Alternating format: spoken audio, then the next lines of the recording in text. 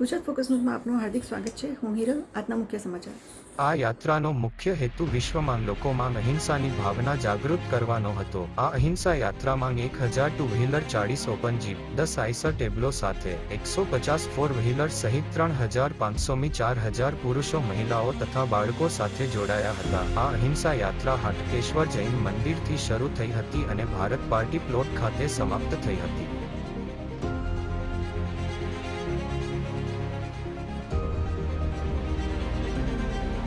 પારસમલ દાડમચંદ જાંગડા, ઈશા નરસિંહપુરા મેવાડ દિગંબર જૈનના અધ્યક્ષ। આજે આપણે મહાવીર જયંતિના નિમિત્તે આજે આપણે સમાજના બધાને ભેગા કરીને અહિંસા રેલી કાઢવામાં આવી છે અને મહાવીર ભગવાનનો સંદેશ છે કે જીઓ ઓર જીને દો। તો આના સંદેશના ઉપર અમે બધાને એક સાથે લઈને ચાલીએ છીએ। એવી જ રીતે નરેન્દ્રભાઈ મોદી આપણા દેશના વડાપ્રધાન એ બી આમ કહે છે કે સબકા સાથ સબકા વિકાસ, એટલે આમાં અહિંસા રેલીમાં આવી જાય છે કે ભાઈ જીઓ ઓર જીને દો, જય જીને દો। અહીં લગભગ કમસે કમ 500 માણસ, 5000 માણસ અહીં આપણે ભેગા થયા છે અને બધા અહીં ભેગા કર્યા છે અહિંસા। છોકલાની જૈન સકલ દિગંબર જૈન સમાજ, ડીસા નરસિંહપુરા મેવાડ દિગંબર જૈન સમાજનો સંગઠન મંત્રી, આદિનાથ યુવક મંડળનો પરમ સંરક્ષક। આજે ભગવાન મહાવીરના જન્મ કલ્યાણક મહોત્સવ નિમિત્તે આખા દેશમાં, ભારતમાં ઠેર ઠેર ભગવાન મહાવીરનો જન્મ કલ્યાણક ઉજવી રહ્યા છીએ। આજે આ કાર્યક્રમ ભવ્ય સફળતાની તરફ જઈ રહ્યો છે। આજે આ કાર્યક્રમમાં અમદાવાદ શહેરના 1000થી 1200 ટુ વ્હીલર, 40 અને 100થી 150 ફોર વ્હીલર, એ પ્રમાણે 2000 માણસની અમારી અહિંસા યાત્રાની રેલી નીકળી હતી।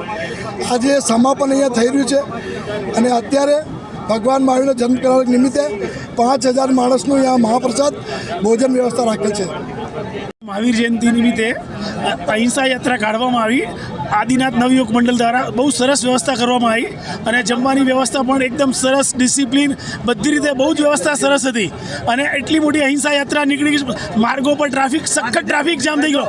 5 થી 6000 પબ્લિક એકઠી થઈ અને બહુ જ આનંદ આવી ગયો અને આ અહિંસા યાત્રા દર વર્ષે નીકળતી રહે એવી મારી ઈચ્છા। આદિનાથ દિગંબર જૈન યુવક મંડળ દ્વારા ભગવાનના જન્મ કલ્યાણક મહોત્સવ નિમિત્તે જે અહિંસા યાત્રાની રેલીનું આયોજન કરવામાં આવ્યું, તો જે અમારી જે સમાજ છે, જે ડીસા નરસિંહપુરા મેવાડ દિગંબર જૈન સમાજ, એના મુખ્ય હેતુઓ દ્વારા આ આયોજન કરવામાં આવ્યું હતું અને એમાં એક જ હેતુ હતો કે સમસ્ત દિગંબર જૈન સમાજના ભગવાન મહાવીરની જે પ્રભુની જે શોભાયાત્રા નીકળતી હતી, જે અમારા સમાજના લગભગ 40 મંદિરો હતા અમદાવાદની સમાજ સાથે જોડાયેલા છે। એ 40 મંદિર ભગવાનના પ્રભુ પ્રત્યેનું સમર્પણના કારણે એ એમની રેલી જે શોભાયાત્રા સ્વરૂપે ભગવાનની શોભાયાત્રા કાઢતા હતા। તો અમારા આદિનાથ દિગંબર જૈન યુવક મંડળના અધ્યક્ષ શ્રી મહાવીરભાઈને એક વિચાર આવ્યો કે કેમ આપણે બધા સાથે મળીને એક સાથે ભગવાનની શોભાયાત્રા કેમ કાઢીએ।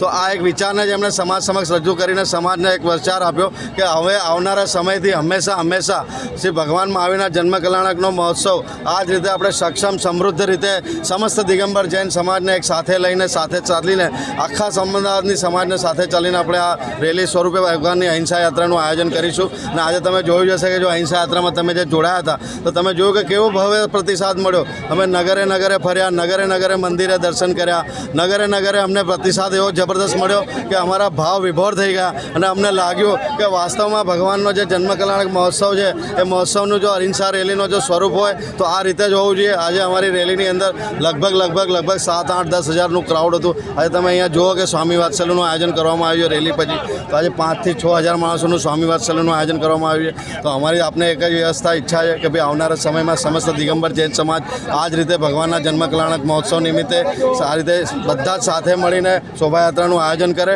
અને એનું સ્વરૂપ ભવ્યથી ભવ્ય રાખે। અમારી વાણીને વિરામ આપું છું। જય જીનેન્દ્ર।